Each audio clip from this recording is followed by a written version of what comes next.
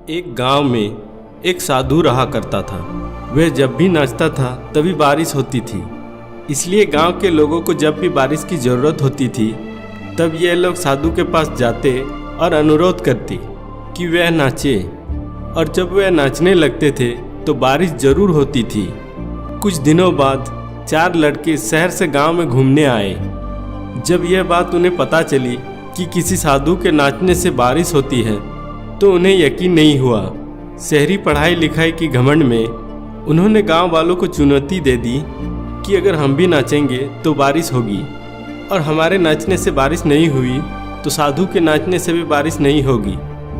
अगले दिन सुबह सुबह गांव वाले ने उन लड़कों को लेकर साधु की कुटिया पर पहुँचे। गांव वालों ने साधु को सारी बात बताई। फिर उन लड़कों ने नाचना शुरू किया। पहले लड़के ने नाचना शुरू किया। आधा घंटा बीत गया। फिर पहला लड़का थक कर बैठ गया, पर बादल नहीं दिखे। कुछ देर बाद दूसरे लड़के ने नाचना शुरू किया और 1 घंटे बीतते बीतते वह भी थक कर बैठ गया। बाकी दोनों लड़कों ने भी ऐसा ही किया, पर बारिश नहीं हुई। अब साधु की बारी थी। उन्होंने नाचना शुरू किया। 1 घंटा बीत गया, पर बारिश नहीं हुई।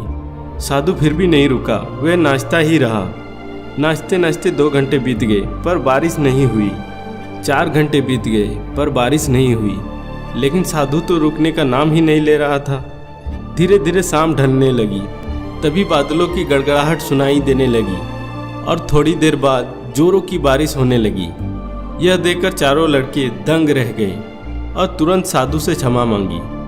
फिर चारों लड़कों ने साधु से पूछा, बाबा भला ऐसा क्यों, हमारे नाचने से बारिश नहीं हुई और आपके नाचने से बारिश हो गई? साधु ने उत्तर दिया, जब मैं नाचता हूँ तो 2 बातों का ध्यान रखता हूँ। पहली बात तो अगर मैं नाचूंगा तो बारिश को होना ही पड़ेगा, और दूसरी यह है कि मैं तब तक नाचूंगा जब तक कि बारिश न हो जाए। सफलता पाने वाले में भी यही गुण विद्यमान होता है। वे जिस काम को भी करते हैं उसमें उन्हें सफल होने का पूरा भरोसा होता है, और वे तब तक उस काम को करते हैं कि जब तक उसमें वो सफल ना हो जाए। इसलिए अगर हमें सफलता हासिल करनी है तो इस साधु के तरह ही अपने लक्ष्य को प्राप्त करना होगा।